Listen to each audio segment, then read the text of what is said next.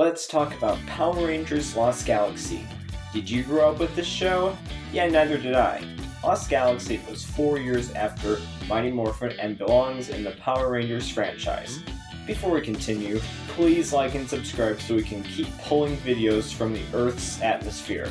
So we get a 2-part episode with a very different twist from previous shows like Mighty Morphin and Zeo. So we get Quasar Sabers that were stuck in rocks in hopes the next leaders or Power Rangers come to protect various planets, particularly the planet Terraventure.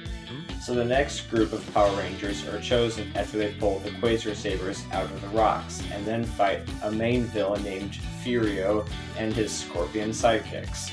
This is very interesting because Power Rangers Lost Galaxy is filmed in a different location than previous shows. We have a lot to get to throughout this video, so let's get to it. Let's talk about the new Power Rangers in Lost Galaxy.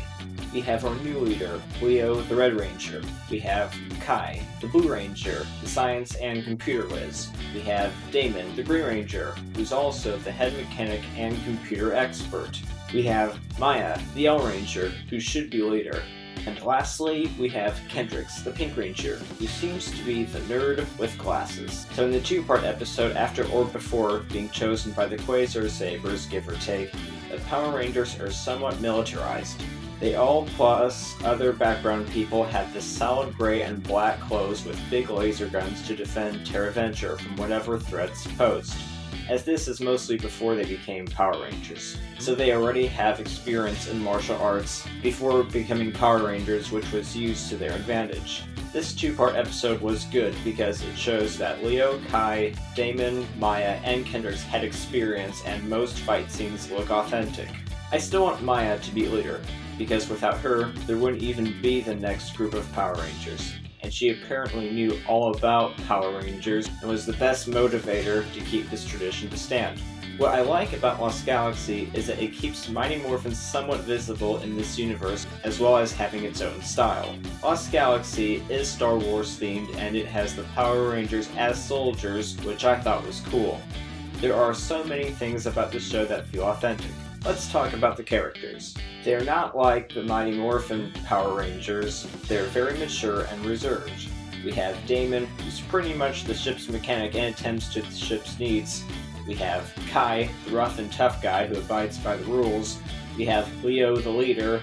He sometimes can't follow all the rules, particularly from Kai, which is shown in the episode Rookie in Red. Leo may also have an underrated soft side to him.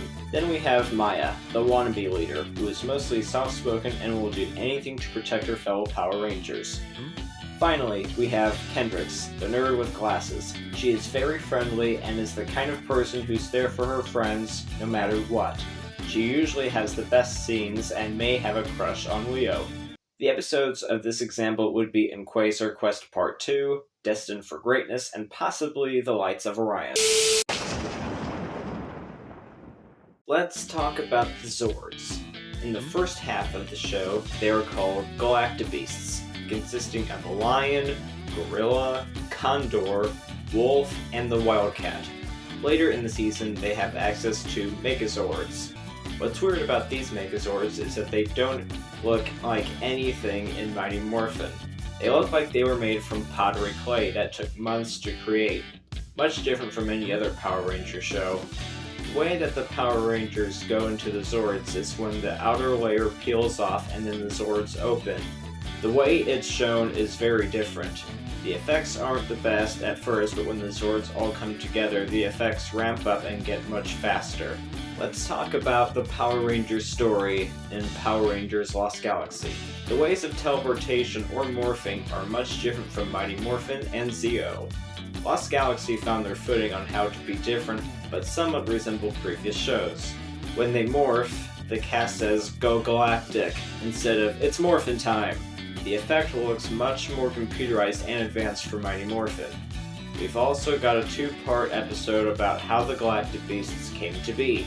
It was very entertaining in the way that the whole episode was made. Kendrick spends a lot of time looking at a century-old book and uses 90s internet on the spaceship to find out how the galactic beasts originated. The episode also used cool music from episode Destined for Greatness. One thing I should point out is another episode called The Rescue Mission. The episode was so good for several reasons. It was like an action thriller from a 90s movie but put into an episode. It showed Mike and Leo in their soldier uniforms trying to shoot up a thing monster that was attacking other soldiers in the spaceship. It showed how both Power Rangers and soldiers can work together to defeat this monster in a dark, tense way of the 90s. The Rescue Mission is by far the best episode in all of Power Rangers Lost Galaxy. As we get through the show, more major villains are getting crushed, like Furio and Scorpio. Messages of teamwork and friendship are in many episodes as the Power Rangers learn from each other and battle out villains. Before we finish this analysis, here are a few honorable mentions. Number 1. What could have been a Power Rangers couple? Of all the Power Rangers in the Power Rangers universe, Leo and Kendrix would have been one of the best couples in all of Power Rangers. Early interactions starting from the very first episode show an immediate attraction between the two. It's not like the other shows where all the Power Rangers are just friends or become a couple for a short period of time. This one was different. Leo and Kendrix had something special, but were never really developed, so they weren't a couple on Power Rangers Lost Galaxy. Number 2. A Power Rangers crossover happened. Power Rangers shows often have crossovers or cameo appearances from past shows, so Power Rangers Lost Galaxy had Power Rangers in space, and it was 2 episodes of Lost Galaxy and was a blast.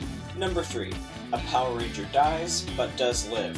One of the saddest facts about Power Rangers Lost Galaxy is that Kendrix, the Pink Ranger, almost died by retrieving and destroying a sword which had power. But the truth behind this episode is even more sad. The actress behind Kendrix was diagnosed with leukemia and was sent to get treatment far away from Power Ranger sets. But in the finale, she comes back alive and well and connects with Maya, the Yellow Ranger, and Leo, the Red Ranger, especially.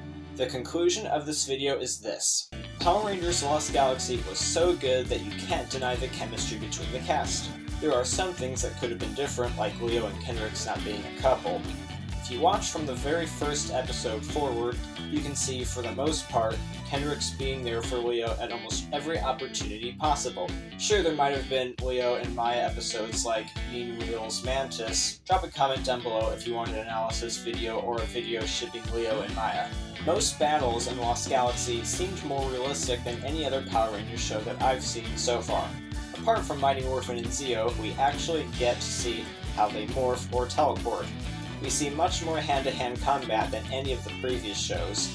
So many things could have been said that it would take all day to keep repeating.